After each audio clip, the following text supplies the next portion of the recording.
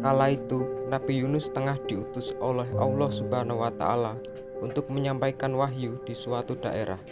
Nabi Yunus diminta mengajak para penduduk di kota itu beriman dan meninggalkan berhala. Namun para penduduk kota itu menolak ajakan Nabi Yunus dan malah memilih untuk menyembah berhala serta sesaat dalam kekafiran. Bahkan mereka mengolok-olok Nabi Yunus.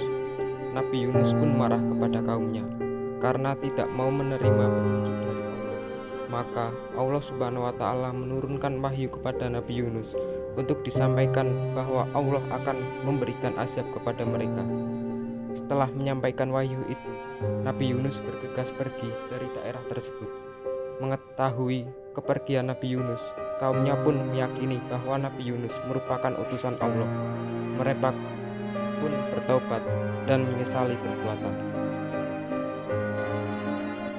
Melihat hal itu, Allah menghilangkan azab dari mereka dan memberikan kesenangan.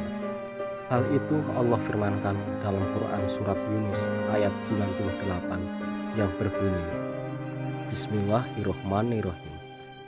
Falaula kanat qurah yatu amanata fanafa'aha imanuha illa qauma Yunus lama amanu kasafna anhum adzabal hiryi fil hayatid dunya wa mannahum illahi.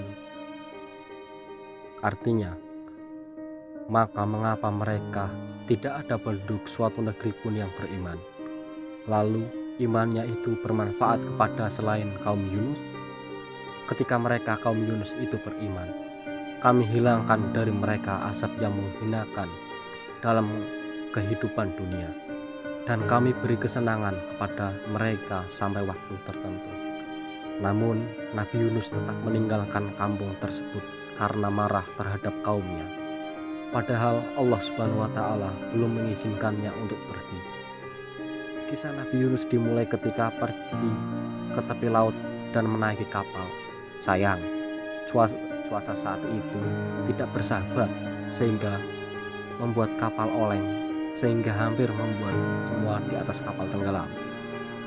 Maka atas keputusan bersama, semua barang yang berat dibuang ke laut untuk meringankan kapal. Namun masih dibutuhkan satu orang yang dibuang ke laut. Maka dibuatlah undian, dan ternyata undian jatuh kepada Nabi. Semua orang tak menginginkan Nabi Yunus untuk dibuang ke laut, maka diulangnya lagi di undian, tetapi hasilnya tetap sama, sehingga Nabi Yunus pun melempar dirinya ke laut.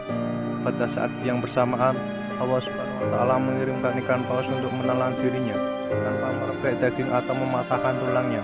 Di dalam perut ikan paus, Nabi Yunus berdoa memohon ampun kepada Allah. Kisah Nabi Yunus ini difirmankan oleh Allah Subhanahu wa Ta'ala dalam Quran surat Al-Anbiya ayat 87. Bismillahirrahmanirrahim. Badan ni indah bawa bugo dibang padan anil lang takbira alai fanada fid dulumati an la ilaha illa anta subhanaka inni kuntu minadz zalimin. Artinya, dan ingatlah kisah Yunus ketika dia pergi dalam keadaan marah, lalu dia menyangka bahwa kami tidak akan menyulitkannya, maka dia berdoa dalam keadaan yang sangat gelap.